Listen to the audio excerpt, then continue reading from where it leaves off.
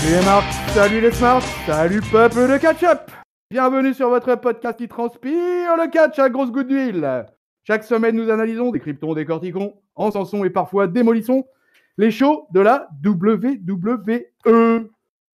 Je suis qui? J'en perds mes fiches, j'en oublie même qui je suis. C'est pour vous dire un peu dans quel état je suis après quasiment une grosse semaine de confinement.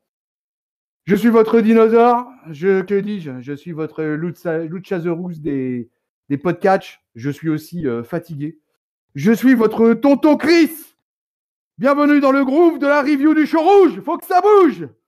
Je suis aujourd'hui en tag team avec le Madelot, avec, que dis-je? Avec l'admirable Amiral. How you doing, Amiral? I'm doing great. Salut tonton Chris et salut les potos de catch-up. Et aujourd'hui, c'est place à Raw. Donc le show rouge, un peu déserté, mais nous on est là. Confinés, mais là. Ouais, voilà. Présent, debout, Tout à fait. et fort. Exactement. Voilà. Alors, écoutez les amis, on est toujours, vous connaissez maintenant la procédure chaque semaine. On est donc dans des shows à huis clos. Le catch continue. Le catch est actuellement la seule discipline sportive et de spectacle qui reste active. En l'occurrence, la WWE. Plus de NBA, plus de football, plus de basketball, plus de volleyball, plus de curling. Plus de concerts, plus rien. Plus de musique, plus de concerts, plus de théâtre. Mais il en reste un quand même, un théâtre vivant sportif. C'est le théâtre de la WWE. Et après qu'on soit pour ou contre, on reviendra en fin de review. Mais voilà, il continue. Coûte que coûte, il continue. Et donc, nous avons l'Euro cette semaine du 23 mars 2020 au Performance Center à Full Sail University Orlando. Et on attaque le show. Le show démarre avec Paul Heyman sur le grand écran qui se présente, as usual, et qui nous dit que tout simplement, Brock Lesnar est la plus grosse star dominante presque des 20 dernières années. Heyman, il nous fait une liste des victimes. Il aime bien ça, il aime bien rappeler les victimes, tout ça. Quoi. Oh, oui. Ça le fait kiffer, le Paul. Il est quand même sadique, cet homme. Il est ouais, on peut dire qu'il est dans la cruauté, ouais. Et il rappelle bien évidemment que personne n'a jamais été aussi dominant que Brock Lesnar. Drew McIntyre, lui, il a également le droit d'apparaître sur le grand écran. Alors bon, je ne cache pas toute la tristesse que j'ai pour Drew McIntyre depuis plusieurs semaines là. Ça devait être son WrestleMania, ça devait être son show, ça devait être son momentum. Ah bah ça sera le sien, hein. Et moi, j'ai le cœur brisé pour le psychopathe écossais, quoi. Ça sera le sien de WrestleMania Moment, hein. Rien qu'à lui. Ouais, Rien qu'à lui et les 3 caméramans, tu vois. Je veux te croire sur parole, mon bon amiral, quoi. Et donc, il parle un petit peu, hein, Drew talking to you. Et voilà, quoi. Le toujours le dernier mot. Il indique que son client ne l'a jamais affronté, mais qui lui a montré il y a 2 semaines ce qui s'est passé au Royal Rumble n'était pas un coup de chance. L'Écossais lui termine en disant qu'il va aller quand même chercher le titre à WrestleMania. Je veux dire, il est motivé, il est déter, Drew. Et voilà, et je ne te souhaite que ça, Drew. Et donc, voilà, Paul Heyman, il apparaît enfin avec Brock Lesnar, extatique sur le ring, entre les cordes. Voilà, ils ont quitté l'écran. Il déclare qu'on vit à une époque incertaine. Ah ouais. Et que tout ce qu'on a besoin actuellement, c'est des certitudes. Ouais, alors là, mon Paul Heyman, je t'invite à boire l'apéro à la maison, quoi, parce qu'on va en causer des certitudes. Et il est là pour nous offrir ces certitudes dans la personne de Brock Lesnar, qui a Drew McIntyre. Il aura beau faire ce qu'il voudra. Il pourra s'entraîner autant de fois qu'il voudra. Il pourra aller au gym. Il pourra s'entraîner avec des gars du MMA, mais il ne pourra pas battre Brock Lesnar. Voilà, pas cette unique extraordinaire édition de WrestleMania. Il a quand même dit le mot, Admiral. Il a dit pas à cette unique et extraordinaire édition de WrestleMania. Qui est trop grosse pour tenir qu'un soir, hein, parce que c'est un WrestleMania sur 2 soirs. Too big for one night. McIntyre, il peut se mettre à genoux, il peut prier. Voilà, Dieu ne fera que lui envoyer un signal, lui rappeler qu'il est en danger. Et la prochaine fois qu'il priera, Brock Lesnar viendra de lui-même pour l'achever rapidement et sans douleur. Paul Heyman, il nous dit que Drew McIntyre est un homme. Ah ouais, ok, d'accord. Il va faire le main event de WrestleMania parce qu'il sera opposé à Brock Lesnar. Oui, ok, d'accord. Non, mais tu sais, Paul, on suit un peu la WWE, donc on sait un peu ce qui s'est passé précédemment. Et donc, il prévient à WrestleMania qu'il sera juste la nouvelle bitch qui aura essayé, mais qui se fera défoncer par le plus grand champion qui ait jamais posé un ring sur le ring de la WWE, Brock Lesnar. C'est le plus gros champion qui a posé un ring sur le ring de la WWE. C'est pas mal ça. Ça serait beau de voir Brock Lesnar poser un ring sur un ring. Ouais, je te fais le tag, Amiral. Qu'est-ce que t'as pensé de tout ça, quoi? Écoute, les promos, c'est un peu ce qui nous reste quasiment à se mettre sous la dent de neuf dans cette période de disette catchesque. Donc quand on a un talker comme Paul Heyman, c'est bien d'utiliser parce qu'une promo Paul Heyman fait toujours plaisir. Par contre, le petit downside, petit point négatif de mon point de vue du moins, c'est on commence par une promo enregistrée vidéo de Paul Heyman, puis on enchaîne sur une promo enregistrée de Drew McIntyre qui répond à celle de Paul Heyman en disant « Hey, tout ce qu'a dit Paul Heyman est vrai ».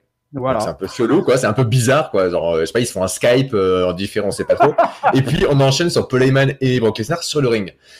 Bon, ils auraient pu tout dire. Paul Heyman aurait pu tout dire sur le ring, en fait, ou tout dire en promo. Mais voilà, c'est un peu chelou comme enchaînement. Bon, après, hein, ils sont en learning process, ils apprennent à gérer avec de nouvelles contraintes qui sont les leurs et les nôtres.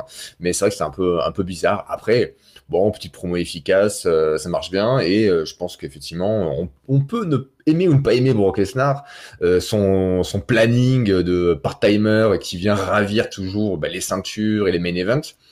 Mais c'est vrai qu'on doit avouer que ce que dit Paul Heyman n'est pas faux. C'est quand même un mec ultra dominant qui fait le job, qui sait faire des matchs monstrueux quand il a envie.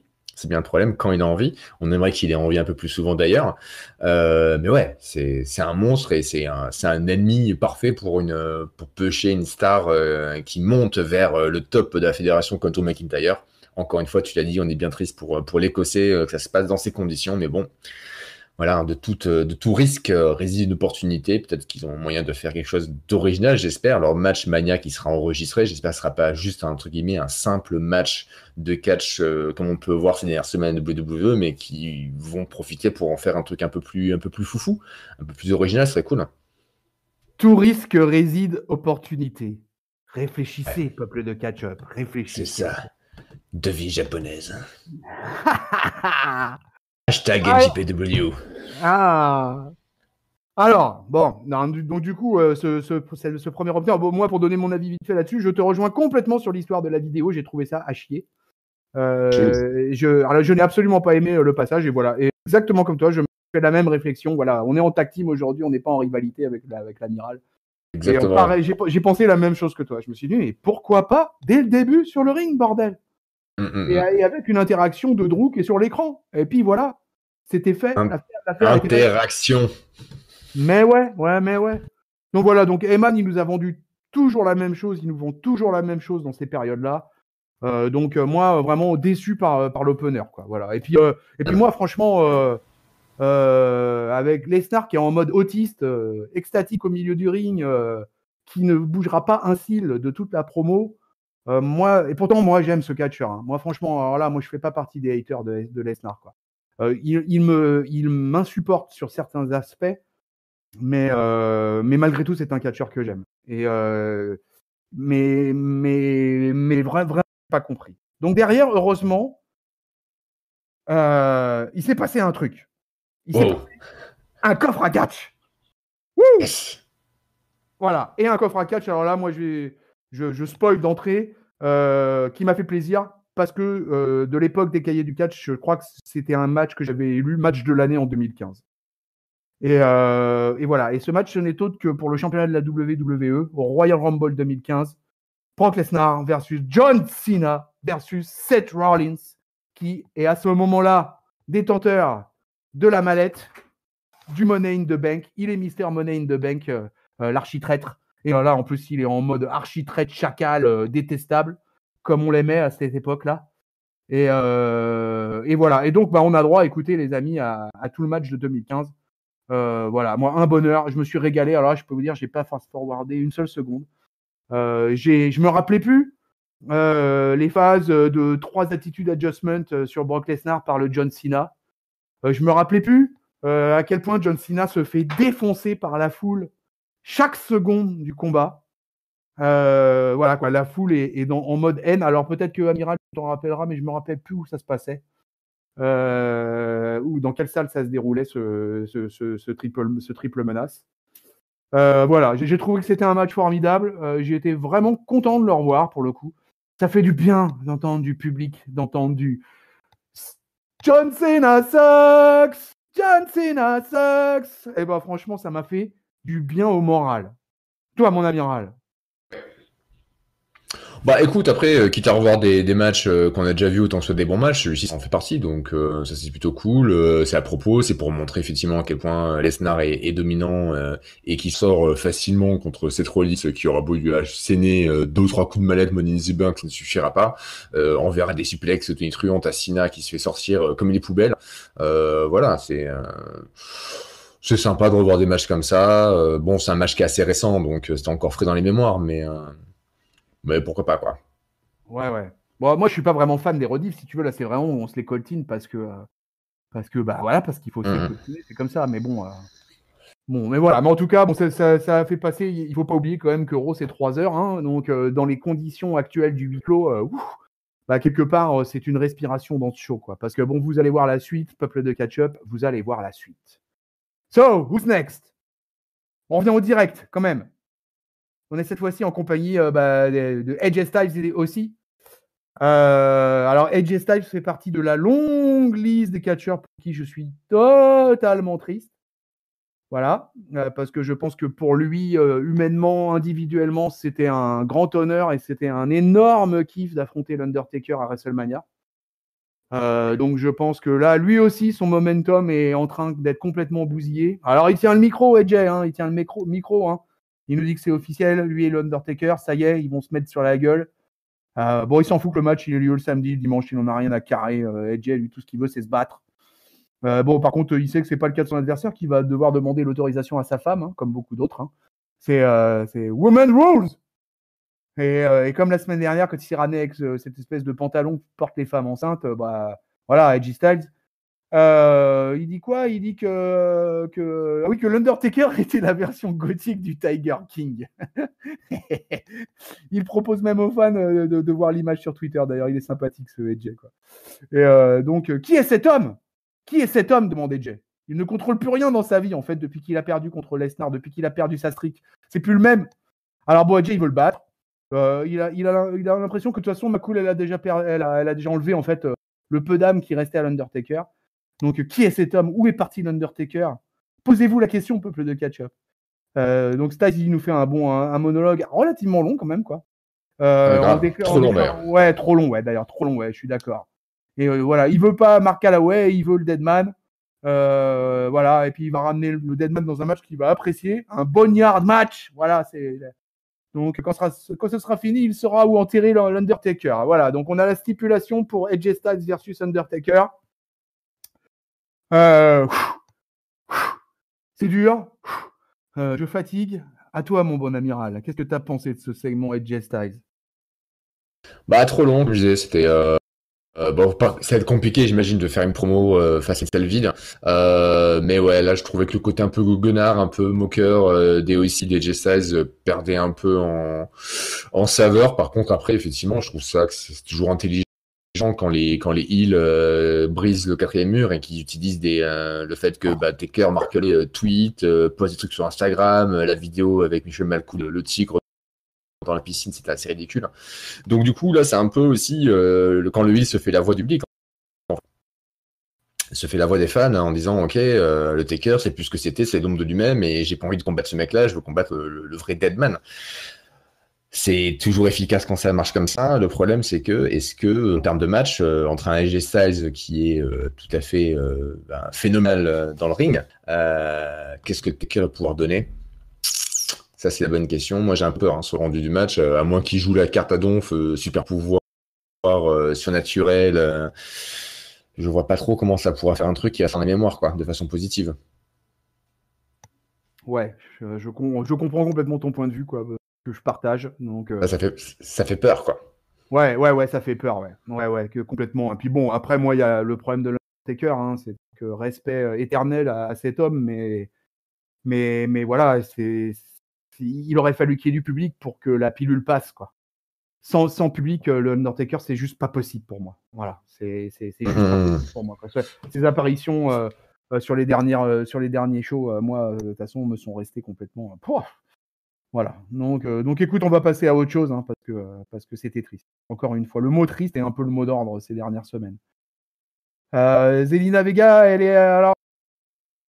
On a Zelina Vega. Alors là, on rentre dans une période Mexico, les amis. Alors là, bon, tonton Chris, du coup, il va reprendre un peu de pêche.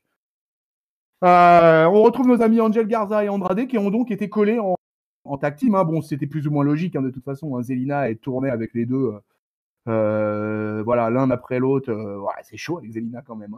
Hein. Donc le trio, il est interviewé par Charlie Caruso, la belle Charlie. Elle rappelle qu'ils auront un match de championnat à WrestleMania. Alors bon, première nouvelle, moi je l'avais appris, mais en fait je l'ai appris dans la nuit par Ringside qui a balancé un tweet ou je sais pas quoi énigmatique. Et j'ai pas compris sur l'instant. Et donc j'ai réalisé en visionnant Roto ce matin. Voilà. Donc voilà, effectivement, ils vont avoir un match de championnat pour le titre des tag teams des Street Profits. Et ils vont avoir un match de préparation ce soir, voilà, à la WWE. Et ils vont être bientôt les plus triomphants. Vega, elle nous raconte que les Street Profits, ils danseront plus avec les ceintures après WrestleMania. Andrade nous fait une mauvaise promo en anglais. Et Garza fait un clin d'œil à Charlie. Et il a bien raison, cet homme. Voilà, du coup, on a un match. C'est notre premier match, je déconne pas là. Hein. Ouais, non, c'est notre premier match de la soirée. Donc, un tag team match. Angel Garza versus Andrade, avec Andrade versus Cédric Alexander et Ricochet. Mon Ricky la belle vie est présent dans ce combat. Il est rasé maintenant. Il est rasé. Il a raison. Nouveauté. Repackaging. Alors, Ricochet est un garçon intelligent. Il sait que la barbe, en fait, en ce moment, pour les hommes, c'est conseillé de la raser. La barbe est vecteur de plein de microbes, vecteur de plein de saloperies. Ça s'accroche dans les poils. Et moi qui ai une barbe historique, eh bien, j'ai profité du confinement pour me raser de près. Et ça me fait tout bizarre. Hein. Ça me fait tout bizarre. Donc, du coup, je suis comme Ricochet. En fait, je suis son père. Voilà, il faut vous dire la vérité, les amis. Je suis son père, à Ricochet. What? Mais ouais, c'est ça. Vous verrez un jour, peut-être que vous me verrez débarquer sous le petit tentron avec Ricochet à la WWE. Ou ailleurs.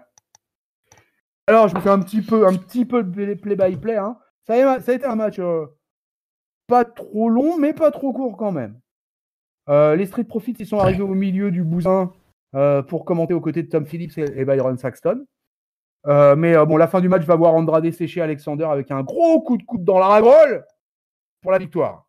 Voilà, les Street Profits, du coup, ils montent sur le ring. Ils ont une altercation avec les vainqueurs. Mais on continue le show parce que les champions, ils ont également un match test derrière pour préparer WrestleMania 36. Du coup, derrière, j'enchaîne. Tu me feras l'analyse totale du double segment. On a un deuxième match en scène avec les Profits qui affrontent Brendan Vink et Shane Thorne. Alors, Shane Thorne, si vous suivez NXT, ce garçon est australien. Ce garçon a du talent, à mon avis. Ce garçon est un heel en devenir. Mais ce garçon n'est pas utilisé assez. Voilà, c'est mon avis sur Shane Thorne. Il n'est pas utilisé du tout. Hein. Il est même pas utilisé. À NXT, ça fait des mois qu'on l'a pas vu. Ouais, oui, c'est tout à fait ça. Et l'autre mec, je l'ai jamais vu. Brendan Link, j'ai vu NXT alors que je regarde tous les weekly et les pay-per-view. Voilà, pareil. First time. Ouais. First time ever. Donc je pense que lui, il kiffe sa race d'être dans un Raw dans le vaisseau amiral pour le coup. N'est-ce pas, amiral? Absolument. D'ailleurs, il fait se voyer un peu trop, il crie un peu trop fort, je trouve. Ouais. Quand tu es un jobber comme ça et que tu débarques dans ton premier Raw, et ça, je peux vous dire que ça existe depuis le tout premier Raw de 1993. Allez voir ce match, je crois qu'il y a Shawn Michaels qui affronte un jobber ce soir-là. Et pourtant, c'est le tout premier Raw de l'histoire. Hein, et le jobber, il est aux anges, quoi. Il a un orgasme. Et là, Brendan Vink, je pense qu'il est dans la même, dans la même situation. Le match va être hyper court. Hein. Voilà, Dawkins, il applique un spinning punch. Sur le mec qui était coincé dans le coin du ring, il colle un spine buster, un méga énorme frog splash de Montez Ford, énorme, et 1, 2, 3, les Street Profits gagnent. Amiral, your turn. Alors, je trouve ça un peu dommage que on catapulte comme ça, même s'ils méritent pour leur talent, Angel Garza et Andrade pour le match pour les titres par équipe. Là, le match finalement qu'ils ont contre Alexander et Ricochet ne sert juste qu'à légitimiser leur position de contender. Mais en même temps, c'est vrai qu'Alexander et Ricochet, c'est pas une vraie équipe. Donc, si tu veux que les mecs soient crédibles, les contenders soient crédibles pour un match, pour les Tag Team Championship à WrestleMania, autant les faire gagner contre une vraie équipe reconnue. J'en sais rien, quoi. Peut-être contre les aussi, genre, pourquoi pas, puisqu'il faut rien, pourquoi pas. Et pareil, là, les Street Profits qui, pour montrer que c'est des champions convaincants et qui sont gagnants, bah, les faire jobber, enfin, contre des jobbers, ça n'a pas vraiment de sens. Contre un mec qu'on n'a jamais vu nulle part, et Shane Thorne, qui connaît Shane Thorne à part les gros suiveurs de NXT. Donc du coup, je trouvais que ça manquait clairement de star power, ça manquait clairement de moyens pour rendre ce match intéressant. Autant les champions que les contenders, je trouve, on ressort pas forcément grandi de ces deux matchs. Et Tu c'est connais la raison. peu C'est parce que catastrophique. de toute façon, les grosses têtes d'affiche du show, pour la plupart, sont confinées dans un hôtel 5 étoiles. Voilà, avec de l'alcool, des putes et de la coke, quoi. Voilà, quoi. Et c'est comme ça que ça se passe, quoi. Les mecs. Ça a jamais empêché Ric Flair de faire des matchs, hein, ça. Hein. Je suis désolé. Ah, mais jamais. Voilà, il a toujours été présent. Hein. Ric Flair, il bossait tous les soirs, quelle que soit la soirée qu'il avait passée précédemment. Voilà. Non, mais ça fait un peu le tag team match du pauvre. Ça sent le truc en pré-show, ça sent le truc qu'il faut remplir la carte. En fait, c'est ça. Comme du coup, il y a les restrictions de rassemblement de gens, ils peuvent pas faire la Andre the Giant Battle Royale. Ils peuvent pas faire la Women Battle Royale non plus, parce qu'il y aurait trop de monde dans le ring. Du coup, ils ont rajouté à la va-vite, en urgence, des petits matchs comme celui-ci. Je comprends, du coup, il faut être indulgent, mais là encore, ils auraient pu utiliser des adversaires pour les champions et les contenders, des adversaires qui sont des équipes un peu établies. Il y a les War Raiders, enfin les War Machines, il y a les Viking Raiders, pardon, ils changent tellement de nom qu'on s'en retrouve plus. Il y a les aussi qui étaient là ce soir, il y a plein d'options. Pourquoi prendre celle-là, je comprends pas. Ouais, pourquoi prendre celle-là? Ouais. Moi, je suis partagé. Si tu veux, j'étais un petit peu content de voir du catch. Moi, j'adore Montez Ford. Et j'adore, mais je kiffe ce mec. Mais alors, mais ouais, moi, d'ailleurs, je pense que les auditeurs en catch-up, ils se sont rendus compte que moi, il y a beaucoup de mecs que je kiffe. En fait, moi, j'ai pas un catcheur favori, quoi. Il y a plein, et voilà. Et Montez Ford, là, il fait partie de ma meute, quoi. Ah bah, il est super distrayant, il est efficace, il est très technique. Et en plus, les mettre, les deux, lui et Dawkins, aux commentaires, c'est bien pour faire du bruit. C'est comme Asuka la semaine dernière pendant le match entre Rey Mysterio et c'était Andrade ou Garza, je sais plus. Andrade, le fait de mettre, le fait de mettre Asuka, le fait de mettre Asuka aux commentaires alors qu'il a rien à voir avec ça, c'était pour faire du boucan. Elle n'arrêtait pas de gueuler en japonais, c'était génial. Et Lawler qui faisait semblant de comprendre ce qu'elle disait, c'était très drôle.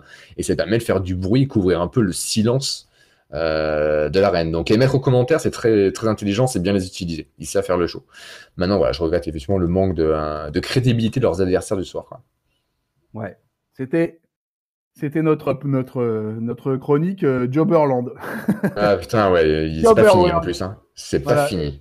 Et c'est pas fini, ouais. Alors là, c'est pas fini. Alors là, on attaque un moment du show. Ça coïncide au moment où je suis arrivé sur le Discord. Ok. Voilà, quoi. Donc là j'étais chaud à ce moment-là. Je suis arrivé sur le Discord. Et donc, ça a commencé. On a une interview de Shayna Baszler avec Charlie Caruso. Voilà. Donc, qui lui pose une question, mais qui n'obtient pas vraiment de réponse de la Brock Lesnar féminine. Au bout d'un moment, Caruso, on la sent nerveuse. En fait, elle a bien eu peur de se faire mordre, hein, il faut bien dire. Moi, j'adorerais mordre Charlie Caruso. Je crois que Ringside aussi serait content. Charlie Caruso. Melissa Santos aussi. Mais bon, je m'égare, je me perds, je suis perdu, je suis foutu. Donc Baszler, elle indique que Becky Lynch, elle doit s'attendre à perdre le titre, qu'elle va la détruire, et bon, et qu'elle va gagner le titre. Hein, l'équation, elle est simple. Donc depuis le début, elle a montré à tout le monde qui elle était.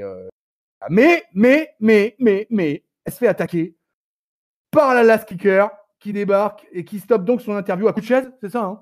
À coup de chaise. C'est ça, à coup de chaise. Voilà. Donc ma première réaction en fait en voyant ça, d'abord ça a été comment la cute Caruso fait minuscule à côté de Shayna. Et puis après, quand elle a dit she wants to destroy Becky, quoi. Moi j'ai répondu but Becky doesn't give a shit. Voilà ce que j'ai pensé de ce segment.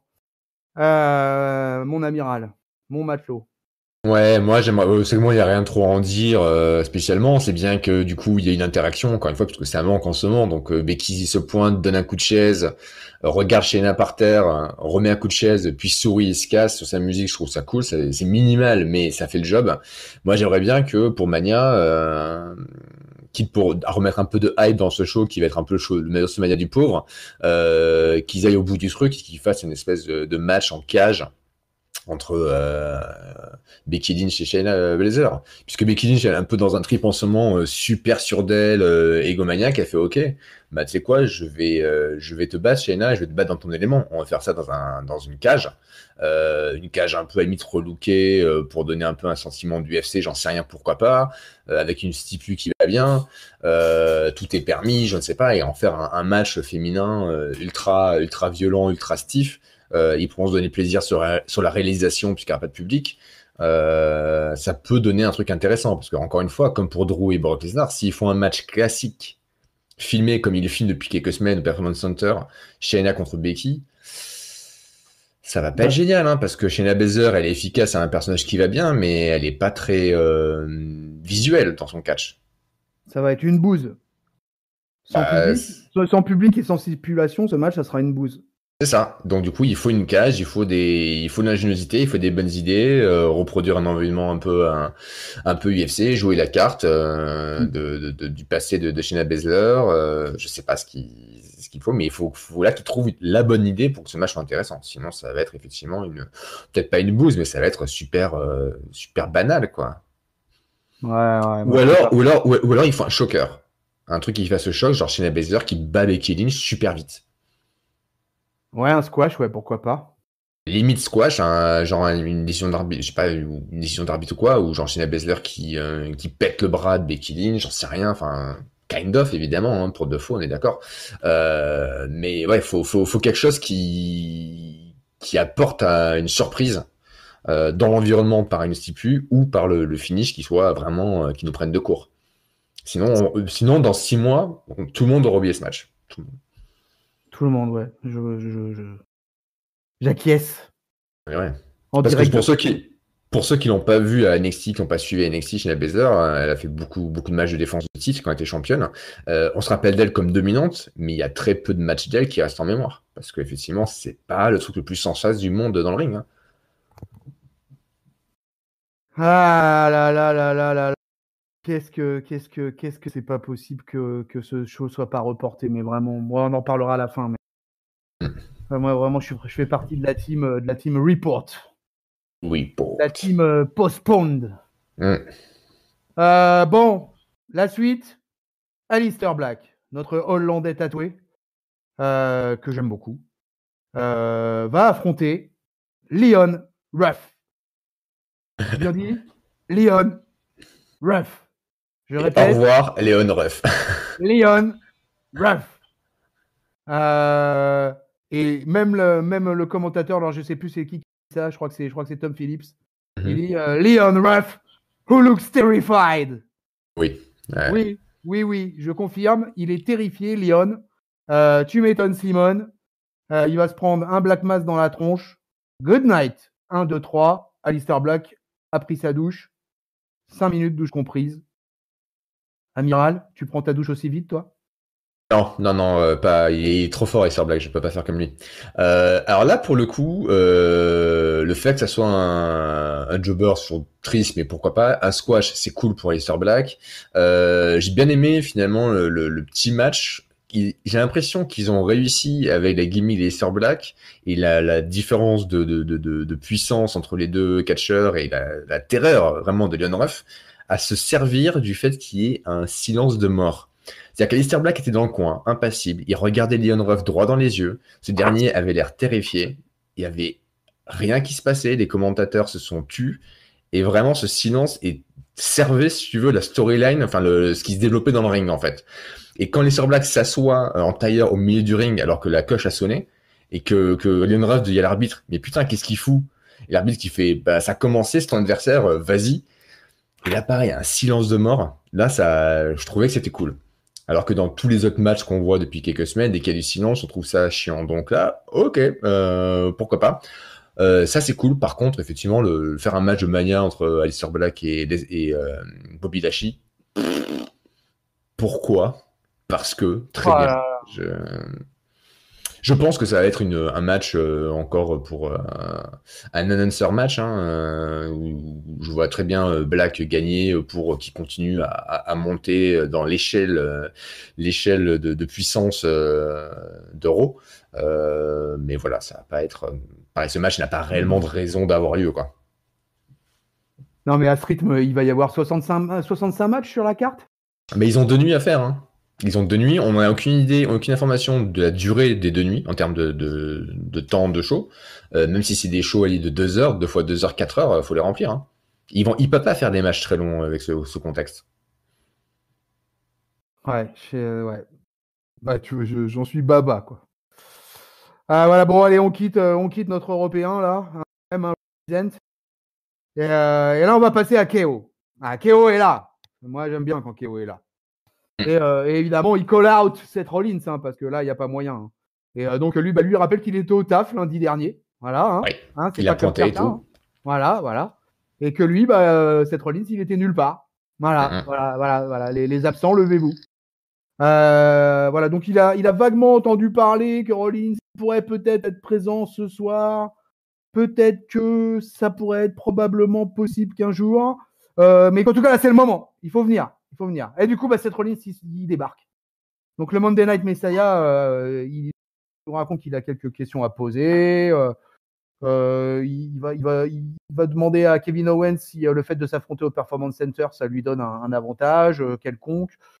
Alors, il rappelle quoi? Qu'il s'est jamais entraîné ici, à la différence de Owens.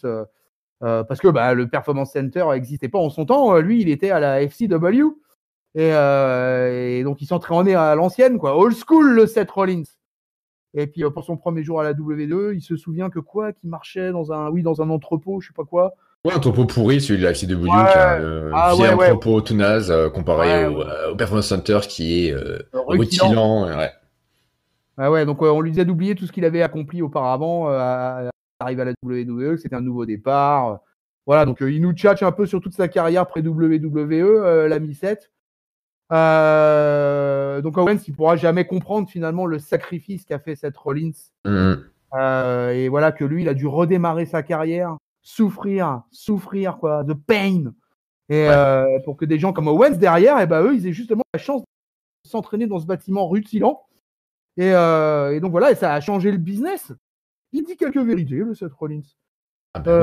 Il a raison, c'est le Messie, hein, il ne peut avoir que raison. Ouais, c'est clair, quoi. C'est clair, ouais. Je vous salue, Messiah, plein de grâce. Et plein d'huile. J'essaye de faire la même. Donc il essaye de faire. Ah voilà, c'est ça. Excusez-moi, j'ai perdu un peu le fil, hein, parce que les promos, c'est un peu long quand même. Et donc du coup, il a changé le business et il a décidé de faire la même chose à Raw. Et donc, il ne sait pas si c'est l'ego d'Owens qui le bloque, mais parce qu'il refuse de l'admettre. Owens, il est comme ça. Mais voilà, sans Seth Rollins, le Performance Center, il n'existe pas. Sans Seth Rollins, il n'y a pas de NXT. Sans Seth Rollins, il n'y a pas de Gargano. Sans Seth Rollins, il n'y a pas de Ciampa. Il n'y a pas de Women's Revolution. Il n'y a pas de Takeover. Tous ceux qui ont posé leur fucking foot au Performance Center, ils lui doivent à lui. Et c'est pas faux. Et le plus important, c'est que sans Seth Rollins, Kevin Owens, il n'existe pas. Bam! Dans ta face! Bam, bam, bam! Là, franchement, moi, Seth Rollins, là, j'ai dit OK. Et le Canadien, il veut l'arrêter. Hein. Il va appeler Mike. Il va lui dire qu'il va le laisser finir. Ça va pas se passer comme ça, cette affaire. Contrôle d'identité, vous avez votre attestation, monsieur Seth Rollins, là, pour être ringside?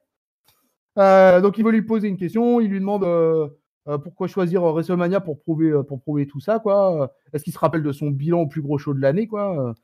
Donc Kevin Owens, il a un peu oublié, je crois, le 2015 quand même. Donc voilà, il a gagné le titre intercontinental, le titre universel, il a battu Triple H, il a utilisé sa Money in the Bank avec succès de 2015. Ah, ça y est, il s'en rappelle. Et bon, voilà, il a plus de moments qui pourraient le compter, quoi. Kevin Owens, il en a aucun. Il faut qu'il. Voilà, où c'est qu'il était l'an dernier? Nulle part. Cet homme a raison. Et il n'est pas assez bon pour être là, quoi. Voilà, tout simplement. Il gagnera pas à WrestleMania. Il a la pression.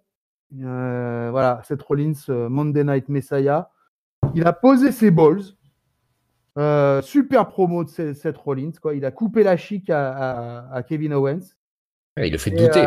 Et voilà, et Il là, réussit à le faire douter, là. Amiral, voilà, quoi. Décrypte-nous. Moi aussi, je doute, hein, je doute. Je suis comme Kevin Owens à la fin de la promo de cette Rollins, une promo qui était pour le coup très bien exécutée avec des trucs très vrais aussi. Hein.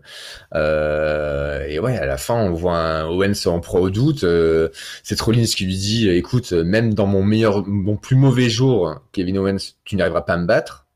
Et WrestleMania, c'est un de mes meilleurs. Et quand je suis au meilleur, je deviens un dieu. Je deviens God. Donc là, le personnage de Messi qui prend encore plus d'ego, avec un regard super intense à la caméra de cette Rollins, c'était bien filmé pour le coup et bien monté.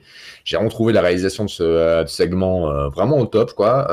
Et pareil, Kevin Owens a bien joué aussi la partition du gars qui commence à se dire, ah, est-ce qu'effectivement je vais pas me prendre une bonne volée de bois, une belle défaite à WrestleMania. Ben voilà, il en proie au doute, le Canadien, et nous aussi on doute pour lui. Même si je suis fervent derrière Kevin Owens, je peux pas renier le fait que Seth Rollins a marqué de gros points dans tout ce qu'il a dit. Et j'ai adoré le fait qu'il a jusqu'à dire, à citer les Gargano, les Ciampa, les Undisputed Era, les Takeover.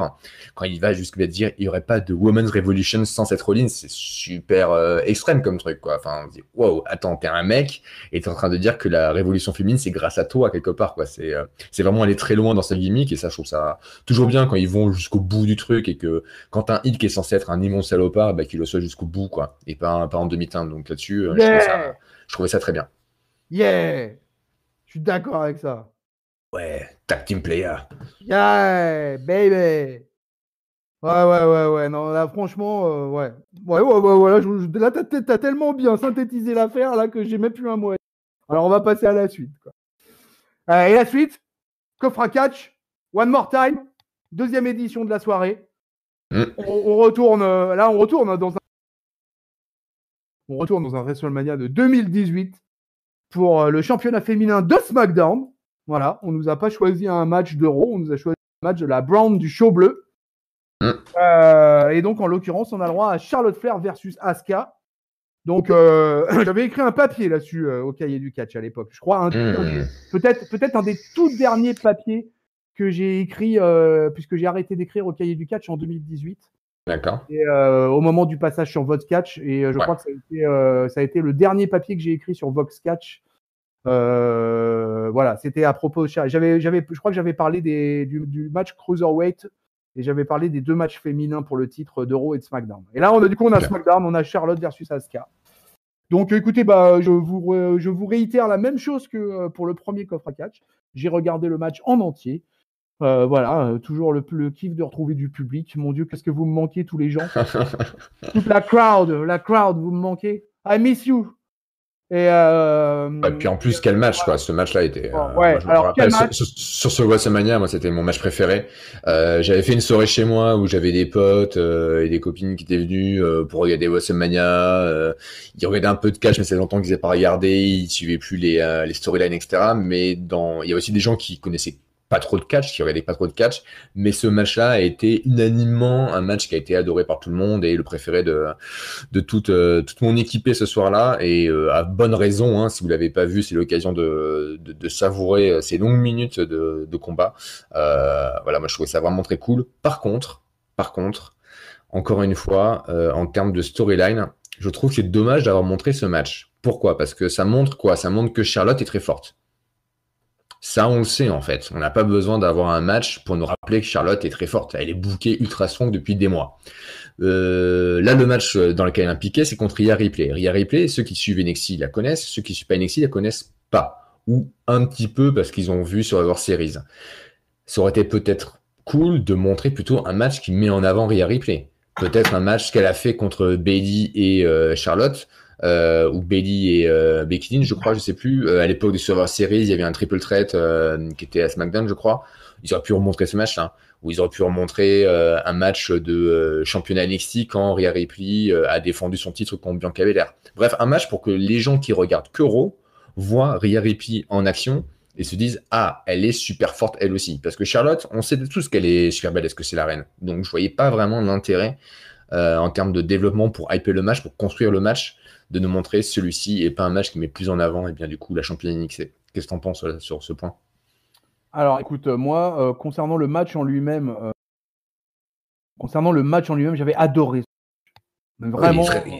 Excellent, Mais j'ai un énorme mais à ce match. J'avais totalement adoré ce match. Je crois qu'à l'époque, j'avais dû, si j'en avais pas fait mon MVP du WrestleMania 2018 ou un truc comme ça. Vraiment. En plus, sur cette année-là, 2018, qui n'a pas été pour moi un WrestleMania, voilà, qui m'a laissé des traces extraordinaires, quoi. Donc vraiment, j'avais adoré ce match, mais j'ai totalement détesté le finish. Totalement. Voilà, quoi. J'étais scandalisé à la fin du match, quoi. J'adhérais totalement au principe que Charlotte et qu'elle brise la streak. Par contre, pourquoi avoir fait perdre ce jour-là Asuka par soumission, quoi. Ouais. Pour moi, c'était un déshonneur envers Asuka, quoi. C'était un crachat à la gueule des 2 années qu'elle venait de passer à NXT et de son entrée en pétant tout dans le main roster. Ouais, je me souviens plus. Elle tape à la fin ou c'est non, c'est pourri. C'est total. Mais à l'époque, je peux vous dire, hein, putain, j'étais dans une colère du finish. Voilà, je n'avais aucun problème avec la victoire de Charlotte. Ça me posait pas de problème que ça soit elle qui ça renforçait son personnage à Charlotte en plus à l'époque. Voilà, en 2018, voilà, vraiment c'était la The Queen, quoi. Voilà, quoi. Elle défonce tout le monde et Asuka, elle arrive dans le main roster, elle pète tout. Mais quand tu rencontres la Queen, tu perds, quoi, parce que je suis la Queen, quoi. C'est comme ça que je suis au top de la division, au top de la chaîne alimentaire chez les filles depuis 8 ans, quoi. Et tu vois, donc pour moi, il y a même pas photo, quoi. Mais ce finish de merde avec Asuka, oh là là. Non, il aurait fallu une décision de l'arbitre. Il aurait fallu que l'arbitre brise le match parce que Asuka était KO. Moi même pas. Moi, j'aurais voulu un tombé. J'aurais voulu un natural selection et un double natural selection. Et voilà, et on n'en parle plus, quoi. Asuka, 1, 2, 3, piné. Voilà, nickel. Là, j'aurais fait. Mais là, putain, ils ont soumis Asuka, quoi. Oh là là, mais quel malheur ce soir-là, quoi. Bref, et maintenant pour rebondir sur le booking de ce que tu parlais, moi je suis totalement d'accord avec toi sur l'histoire de ce qui se passe au niveau de la mise en avant de Ripley, que le fait que Charlotte n'a pas besoin de ça pour être renforcée. Je profite de la transition parce qu'elle va faire une promo derrière où elle va dire que ce match c'est quelque chose d'inspirant et qu'elle a brisé qu'elle a brisé la streak. Qu'elle comprend que Rhea Ripley elle est excitée à l'idée de défendre son titre à WrestleMania, mais bon, quand il s'agit d'écrire l'histoire, voilà, il y a nothing but Charlotte, quoi. Voilà, c'est tout, quoi. Et I agree. Et donc donc elle sera la première femme à remporter la ceinture féminine de NXT. Et donc si Ripley veut quelques leçons d'histoire, qu'elle regarde les matchs. Puis voilà, legacy, quoi, legacy de Charlotte, quoi. Et voilà, Charlotte, elle était bien dans son personnage, elle a déroulé la Queen. On n'aime pas, mais voilà, pour moi, elle délivre la marchandise, tu vois, parce que on lui donne que ça. Elle a que ça comme os à ronger, et que sa rivalité pour moi avec Ripley, alors là, si je vais dire le truc terrible, je vais le lâcher. Et pour moi, ça fait pchit, quoi. Et ce match qui aurait dû me hyper puissance 1 milliard, ce match à l'idée de l'avoir en huis clos, enregistré, dans les conditions qui nous sont proposées à l'heure actuelle, et pour moi, ça fait pchit. Ouais, alors encore une fois, c'est des conditions. C'est-à-dire que si jamais ils avaient, au lieu de rediffuser le match entre Asuka et Charlotte, fait un montage de 1 quart d'heure des différents matchs de Rhea Ripley pour montrer à quel point elle est dominante et que ça peut être une adversaire vraiment à la hauteur de Charlotte, là, du coup, t'es plus hypé pour le match, déjà. Ouais, l'équilibre. C'est ça, l'équilibre. Là, actuellement, Charlotte, elle vole à 3 milieux au-dessus de Rhea Ripley, quoi. Et c'est le problème. Et nous, encore, en plus, on regarde NXT. Donc, on sait ce qu'elle peut donner, Rhea Ripley. Alors que ceux qui regardent que Raw, ils disent, mais c'est qui cette nana, quoi?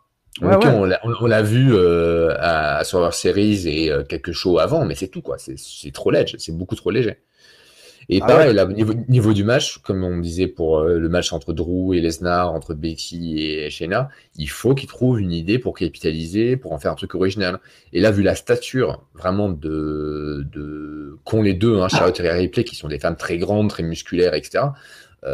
Pareil, il faut sortir un peu le grand jeu, là. Il faut faire un truc qui n'est pas un match classique. Il faut, je sais pas, un truc qui va mettre à profit effectivement leurs capacités physiques qui sont hors normes pour les rosters féminins en moyenne. Donc il faut que l'enjeu soit à la hauteur des compétitrices et donc ouais, pas juste un simple match, mais ok. J'en sais rien, un truc Extreme Rules, on trouvait quelque chose, quoi. La WWE, dans l'histoire, il y a des milliers de combinaisons possibles, de stipules, de trucs, etc. Bah, ok. Il est temps de ressortir des concepts un peu sympas pour de redonner de la hype et l'intérêt à ce WrestleMania, pour pas que ce soit, encore une fois, une pauvre soupe de match moyen. Ouais. Bon, écoute, mine de rien, on avance, c'est une évidence. Et on est à notre main event. Donc, notre main event, il n'y aura pas de match. Sur tout de suite, peuple de catch-up. Faites pas d'AVC dans votre salon. Il n'y aura pas de match. Mais il y a la vipère. Il y a le Randy Orton. Et donc, qui est là pour clarifier les choses sur ses faits et gestes. Et sur ses paroles souvent infâmes qui doivent plaire à l'ignoble ringside. Alors, qu'est-ce qu'il nous raconte, le Randy ? Il déclare que tout ce qu'il fait, ça vient du cœur, mais ça, il le dit depuis le début. Ça, il l'a répété maintes et maintes fois. Et que ça a été mal pris par les gens. Donc ça, j'ai trouvé ça rigolo. En fait. J'ai fait un petit sourire ironique. Les gens comprennent pas, quoi. Ouais, que les gens comprennent pas, quoi. C'est ça. Là, vraiment, là, il va falloir quand même que se mettre un peu à faire marcher notre jugeote, merde, les suiveurs de catch, là. Donc voilà, donc il est venu là, il répond à Edge, tout simplement. Mais bon, bien évidemment, Randy Orton, vous connaissez la musique, il aime vider son sac. Voilà, c'est voilà quoi. Randy Orton, quand il prend le micro, il aime vider son sac. Et du coup, il dit qu'il a menti à Beth Phoenix, alors mentir à une femme, alors là, franchement, non mais. Ça se fait pas. Non mais. Franchement. Ouais. Bouh, voilà, il faut le huer, c'est vraiment pas beau. Donc il a dit qu'il avait eu une opportunité grâce à son reconnu, quoi. En gros, il s'est fait pistonner, il s'est fait coopter. Voilà, il faut dire les choses. Mais il dit que c'est vrai, mais ça lui garantit pas pour autant une carrière de type Hall of Famer. Ouais, bon. Non seulement, il a remporté le titre intercontinental alors qu'il était le plus jeune, le plus beau, le plus fort. Après, il a gagné le titre mondial. Il a tout gagné. De toute façon, il est Grand Slam champion. Il n'y a pas à s'inquiéter pour lui, quoi. Sa retraite est faite. Voilà. Qu'elle soit point ou qu'elle soit universelle ou qu'elle soit par répartition, sa retraite est faite à Randy. Que personne ne s'inquiète dans l'assistance. Donc il nous dit que Mick Foley, il lui a passé le flambeau. Non, mais c'est lui qui l'a pris le flambeau. Voilà. Il est passé de lutteur de 3e génération à celui qui fait RKO, quoi, les 3 lettres les plus dangereuses de l'histoire du divertissement sportif. Voilà. Ils ont peut-être une je sais pas quoi, une définition différente, quoi. Mais voilà, pour lui, gros truc. Voilà, lui, il a le cran, il a les guts. Et c'est ça qui a fait sa longévité dans ce business. Et il n'y en a pas beaucoup qui l'ont, quoi. Et donc, quand il regarde autour de lui dans le vestiaire, il voit personne qui a accompli, ne serait-ce un quart de ce qu'il a pu réaliser, quoi. Donc, personne n'a autant de balls que lui. Personne, même pas Edge. Ok? You think you know me? Donc, tout ce qu'il a fait, tout ce qu'il a dit, il l'a fait parce qu'il aime Edge, parce qu'il aime sa famille, parce qu'il aime ses filles. Alors ça, je trouve ça totalement hallucinant. Moi, j'ai l'impression d'avoir fumé trop de marijuana quand j'entends ça. Je répète la phrase quand même, parce qu'il l'a fait, parce qu'il aime Edge, il aime sa famille, il aime ses filles. Voilà, réfléchissez là-dessus, peuple de catch-up. Et donc, il a renvoyé papa à la maison. Papa où t'es? Papa à la maison. Et donc, voilà, Edge maintenant, il veut l'affronter dans un last man standing match à WrestleMania. Edge, il veut écrire l'histoire, mais finalement, celui, encore une fois, on parle encore d'histoire, celui qui va écrire l'histoire, le dernier chapitre, ça sera bien la vipère, quoi. Et donc, Randy Orton, finalement, il accepte le match. Le show s'arrête sur un gros plan de la vipère. Et moi, je retiendrai qu'une chose pour finir. Ma dernière phrase, ma bottom line. Dans quel état j'étais au moment où quand j'ai entendu ça, quoi, en plus. Randy Orton, pendant toute cette promo, puisque Edge ne parlera jamais, à aucun moment, les amis, à aucun moment, le vétéran va dire un mot, quoi. Et ça m'a presque un petit peu manqué quand même. J'aurais presque peut-être aimé une petite interaction sur le petit tampon. Et puis finalement, en fait, non, j'ai bien accepté le truc comme il est venu, quoi. Et donc, je me mets dans la peau de Randy Orton, je me mets debout dans ma lève les Et Randy Orton, il dit quand même Adam Copeland is a junkie for age. Moi, je dis punchline of the week, Amiral. J'ai pas été aussi emballé que toi sur la punchline, mais globalement la promo, bah voilà, hein, c'est build classique. La semaine dernière c'était Edge qui était venu, il y a 2 semaines, je sais plus, non, c'est la semaine dernière pour pouvoir effectivement balancer tout ce qu'il pensait, vider son sac à son tour sur Randy Orton et lancer ce challenge donc de Last Man Standing. Là, Randy Orton vient répondre. Toute cette feud-là, c'est vraiment une feud, on va dire, le classique du catch, entre deux monstres sacrés du ring qui se challenge, avec de l'émotion, avec de l'histoire, de l'historique, du background. On implique les femmes, les enfants, tout ça. Il n'y a pas de ceinture, il n'y a pas besoin. On est là pour combattre parce qu'on a le cran, on a le courage, on a la consistance. C'est des carrières, c'est des legacy qui sont en jeu. Non, mais très bien, c'est du grand classique. Mais bon, bah, quand c'est des gens d'un calibre comme Edge Orton qui font le boulot, on n'a pas à se plaindre, quoi. C'est vraiment là aussi, c'était une très bonne promo. Petit demande d'interaction, mais ça me dérange pas parce que là aussi, c'est partie des grands poncifs du catch qui viennent une semaine l'un après l'autre pour pouvoir se parler comme ça, une semaine de différé. C'est dans les grandes recettes qu'on fait des grandes rivalités durant les années, donc non, j'ai bien aimé. C'est une bonne façon de finir le show dans les contextes actuels qu'on connaît. Ouais, dans le contexte actuel, c'était pas mal, voilà. Ainsi se termine ce Raw du 23 mars 2020. Voilà, au Performance Center, as usual. Et ben voilà, Amiral, oui. tu connais la procédure. Yes. Ici, on top, on flop, on note.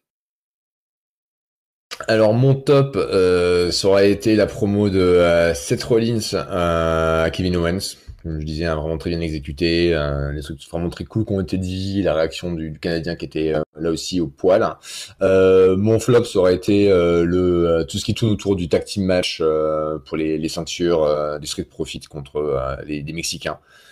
Comme je dis, ça manque véritablement de crédibilité, de légitimité, de power. Ma note, alors on va essayer d'être indulgent, puisqu'on peut pas noter ça comme un show classique. Je vais donner la moyenne, 2,5. Voilà, le côté nous rediffuser des matchs, le côté coffre à catch, c'est pas mal, ça permet de faire du temps d'antenne. Là, cette semaine, on a eu 2 beaux matchs dans des gros pay-per-view, donc c'est plutôt pas mal. 2,5. Ouais, la moyenne, flat. La moyenne. En étant indulgent. C'est ça, mais en étant indulgent, voilà, je veux pas trop être mauvais, être sévère. Ouais. Alors, me concernant, topon, flopon, noton. Mon top, je vais le donner. Oh là là. Mon top, je vais le donner. Je vais le donner aussi à la Vipère. Voilà. Je vais le donner à la Vipère. Voilà. Et puis voilà. Et puis c'est tout, quoi. Je vais le donner à Adam Copeland is a junkie for Edge. Punchline of the week. Voilà. Mon top, c'est fait. Mon flop. Flop, il y aurait eu plusieurs choses. Donc voilà, ça aurait pu être un flop collectif. Je vais le donner à l'opener et à l'interaction Titantron versus Titantron, écran versus écran pour finalement ring versus Titantron. Je pleure le soir seul dans mon lit en pensant à Drew McIntyre. Comme Drew doit être malheureux des conditions du WrestleMania qui arrive. Je suis solidaire du bel homme en ces temps difficiles. Voilà. Drew, si tu me regardes, check. Voilà. Je souffre pour toi chaque jour. Alors que WrestleMania, maintenant, c'est dans 14 jours ou 13 jours. Mais je souffre chaque jour pour toi, Drew, parce que vraiment, je suis vraiment effondré. Et ma note, ça sera un 2,25. Ma note, ça sera un 2,25. Tonton Chris, who looks terrified. Bon, un dernier mot.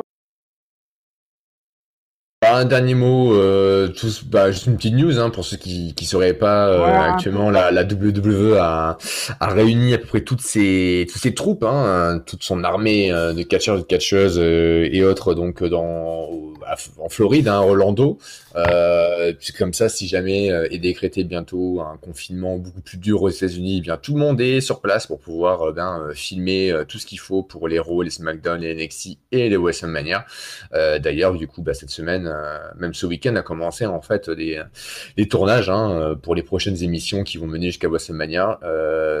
WrestleMania, les informations qu'on a aujourd'hui, c'est que il y aura une partie qui sera en live a priori, une partie qui aura été filmée au préalable dans différents lieux. Tout ne se passera donc pas au Performance Center. On peut imaginer justement que le match de Taker, AJ Styles, qui doit se passer sur un cimetière ou un champ d'ossements, comme a annoncé Styles, soit quelque chose qui soit shooté à l'extérieur, sur un plateau ou on ne sait pas trop où, peut-être au cimetière de Orlando en Floride, allez savoir. Donc voilà, donc a priori ils ont pris toutes les mesures pour pouvoir tourner et avoir du contenu à nous fournir jusqu'à au moins le soir de WrestleMania. Après, comment ça se passerait, on verra bien. Et enfin, l'autre nouvelle qui vient de tomber il n'y a pas longtemps là, c'est que du côté SmackDown, il y a le match féminin. Pour le titre féminin, donc de Bayley contre plein de gens, contre 5 autres personnes, et bien maintenant ce sera juste contre 4 autres personnes, puisque Dana Brooke, qui était prévue dans ce match, eh bien, elle est plus dedans, et a priori elle serait en quarantaine. Oh voilà. putain. Oh putain. Petite news. Alors là, s'il y a un catcheur touché par le Covid, là, ça va changer la donne grave. Et puis ça peut aller super vite. Quel jour on est aujourd'hui? Je suis perdu dans les jours, excusez-moi les amis. Là, on est mardi. On est mardi aujourd'hui. Et ouais. Donc imagine là, sur les 3 jours qui viennent, là, qu'il y ait plusieurs cas avérés chez les catcheurs. Et c'est pas la seule. Il y a aussi Rey Mysterio qui est en quarantaine avec des inquiétudes à propos de Covid-19. C'est peut-être pour ça que du coup, pour WrestleMania, ils ont mis Garza et Andrade contre les Street Profits parce qu'on ne pourrait pas avoir le match qu'on aurait pu espérer Mexican style. Mysterio pas mon Rey. Mais non, pas mon Rey, quoi. Ah mais non, pas mon Rey malade, quoi. Non. Ah non. Ah là, la méga mauvaise nouvelle. Je suis désolé d'apporter ces tristes nouvelles, mais voilà, c'est mon devoir de donner les news quand elles arrivent et voilà. Oh là, un monde s'effondre.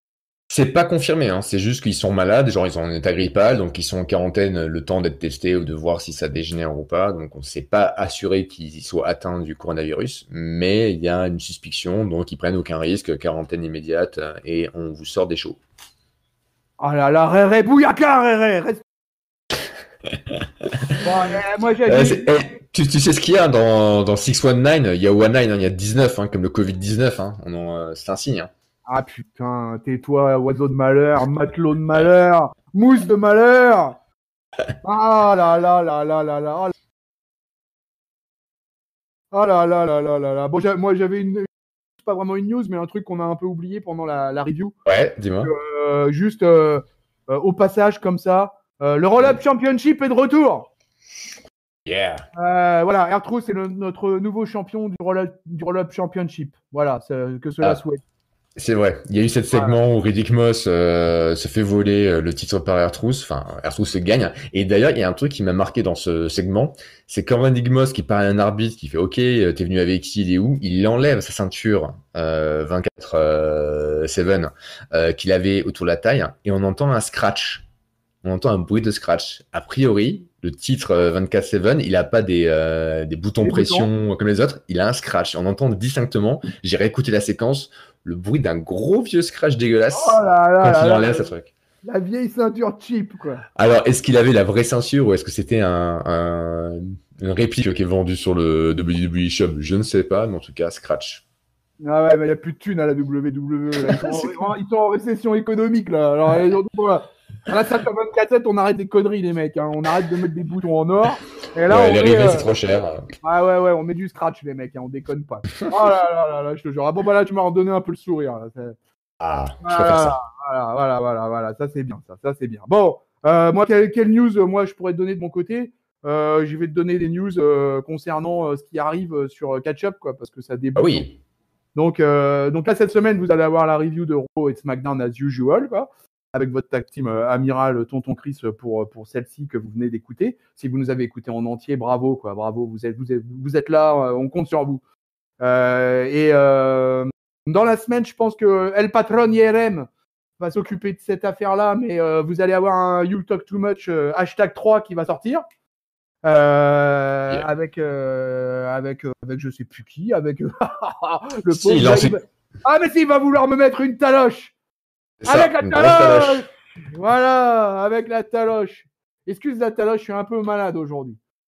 Et donc voilà, allez écoutez. Voilà, il met l'ambiance. Voilà, on s'est ambiancé avec lui. Et voilà, j'espère que vous allez kiffer You Talk Too Much de cette semaine, quoi. Voilà, maintenant la dernière procédure. Après, derrière, je vais aller prendre un grand bol de vitamine C et de vitamine D. L'autopromo. Oh là là, et Amiral, ça fait combien de temps que tu n'as pas fait l'autopromo? Très longtemps. Extrêmement. Et tu sais quoi? Tu vas la faire, l'autopromo, là. Ok, alors excusez-moi si je ne cite pas toutes les myriades de plateformes sur lesquelles vous pouvez retrouver nos podcasts, les podcasts de catch-up qui transpirent le catch. On est bien sûr présent sur YouTube. Si vous aimez ce qu'on fait, n'hésitez pas à liker, à vous abonner, activer la cloche pour avoir les notifications pour savoir quand il y a un nouveau épisode. Et on est partout en termes de podcast audio. On est sur iTunes, on est sur Spotify, on est sur Deezer, on est sur Ocha, on est sur n'importe où il y a des podcasts. Vous nous cherchez, on est dessus. Donc voilà, n'hésitez pas à chaque fois à vous abonner pour savoir quand on sort les nouvelles émissions. Ça nous fera très plaisir. Nous, on kiffe et on aime bien kiffer. Yes. Ok, super. Écoute, merci. Merci. Eh ben de rien. Merci beaucoup, Amiral. Je me mets au garde à vous et je te salue tel un marine. Eh ben je renvoie le salut tonton Chris. Voilà. Bon, je te remercie beaucoup. À très vite. À très bientôt, Amiral. Peuple de catch-up, on vous fait des bisous. On vous souhaite une bonne semaine pleine de catch. Salut Amiral, admirable. Salut tout le monde. Salut peuple de catch-up.